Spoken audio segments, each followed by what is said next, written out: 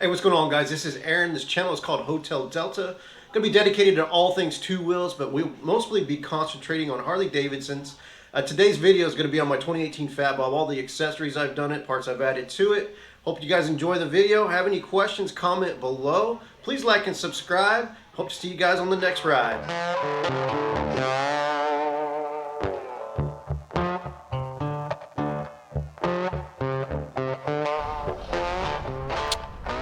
Alright guys, here's my 2018 Fat Bob. Just going over some of the things I've done to it. Just quick walk around.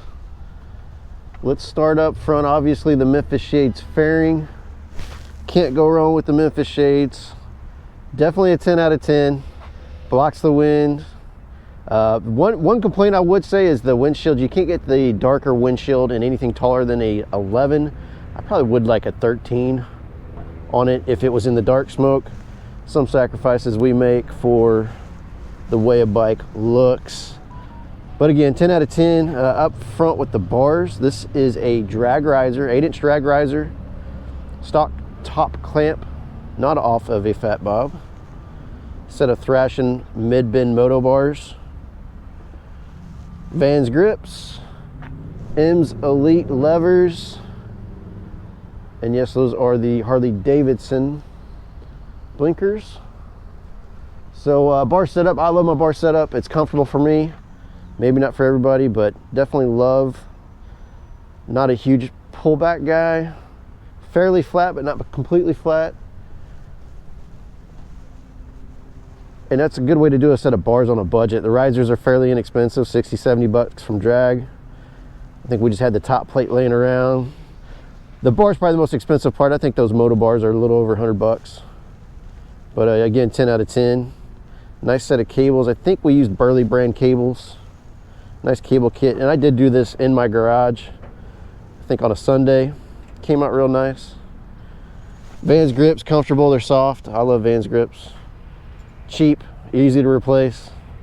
10 out of 10 there. M's Elite. These levers are not the nicest. They're good.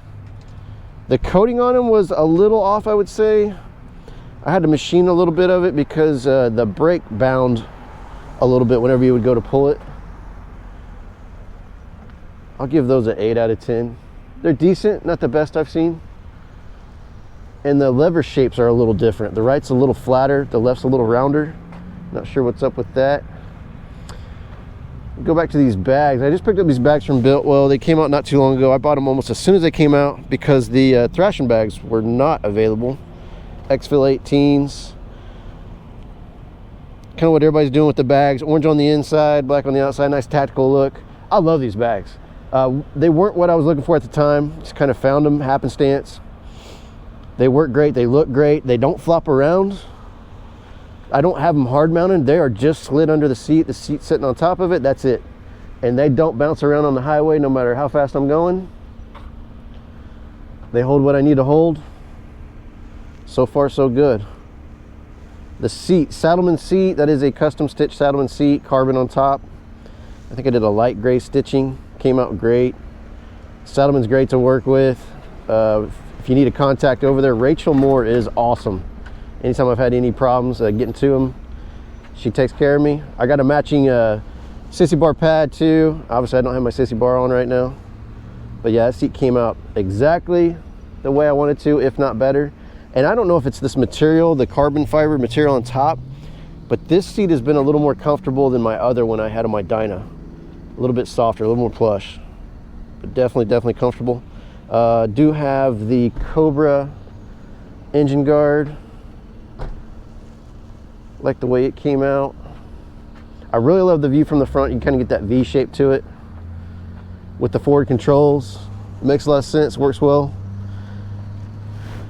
10 out of 10 on that. And yes, the Saddleman is a 10 out of 10. I would give the Biltwells a 10 out of 10 as well. Joker machine mini floorboards up front. And then I have a semi-matching set in the back. Different shape, but same cut and everything. Love the Joker machine stuff. Super comfortable. Having a nice flat spot to put your foot really makes it comfortable for cruising, and that's what I set this bike up to do. If you couldn't tell already, definitely a cruising bike. Put some miles down. If you need to go to Lukenbach and back, it'll easily do it. If you need to make a run to the coast, it'll do that as well. 10 out of 10 with the Joker machines. I can't remember who makes the breakaway. I'll put it in the video. Breakaway shifter knob. It looks cool. I've never had to use it, but it still looks cool. And it's a nice piece.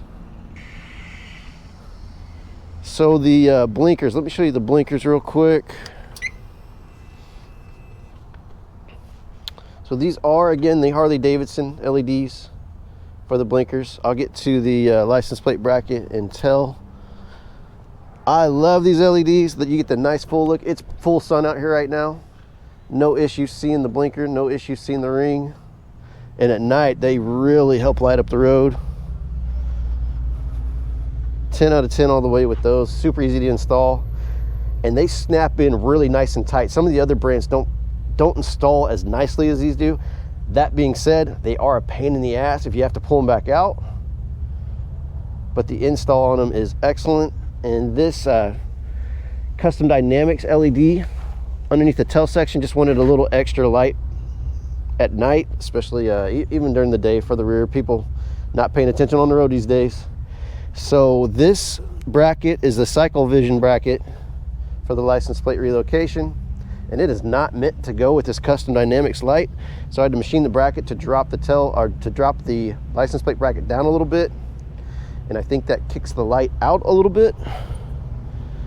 But Custom Dynamics lights, it's bright at night.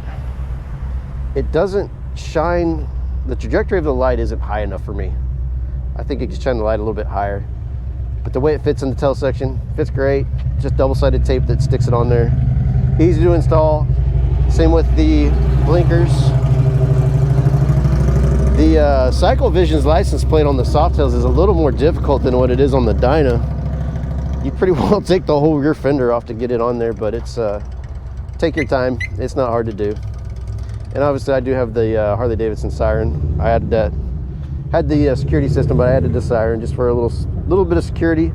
We like to leave our garage door up during the day and let the garage breathe a little bit. So if the bike walks off, I should be able to hear it.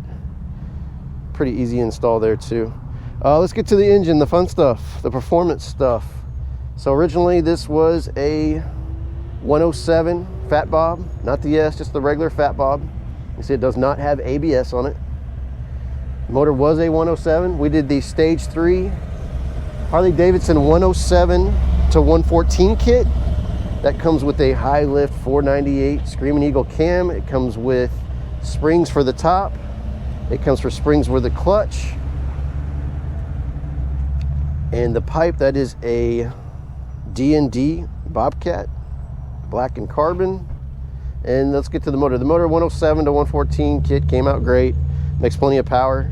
And what I like most about it, not just the power, the rideability with the 498 cam. It is a higher lift cam, but it's not a long duration cam, so you don't get that big chug at the bottom. Pretty much anything above about 1800 RPMs is rideable, as long as you don't just try to roll hard on the throttle. It'll take off nice and smooth. Super impressed with the power it made. It was dyno tuned by Lozano Brothers Tuning. Mike, appreciate it. Made 121 foot-pounds, 118 horsepower. So good performance. Part of the reason those numbers are so close together, the shorter pipe leads to better horsepower. Doesn't make as much torque as some of the longer pipes, but the sound is incredible. Probably one of the most impressive pipes that I have heard on any M8. And I have a sound clip I will play for you guys right after this. Other hidden gems, things you don't see. The front end, I did do a set of progressive shocks, or springs, sorry, in the front end, and I did the heavier Screaming Eagle fluid. And the tires, obviously, you got to put the power to the ground. Was trying to get a set of Metzler Cruise Techs, and they're just on back order, on back order, on back order, and kept pushing it back. So, set of Pirelli Night Dragons, front and rear. Huge improvement over the stock tire, and I'm sure anybody that's ridden anything other than the stock tire pretty well knows that. You put a softer tire on it, really increases the performance, the fun of the bike, sticks to the road, brakes better, and again puts down that power. Guys, have any questions, please let me know, comment below. I'd love to go into further detail on what I did it and why I did it. Hope everybody's doing good. Ride safe. We'll catch you guys later.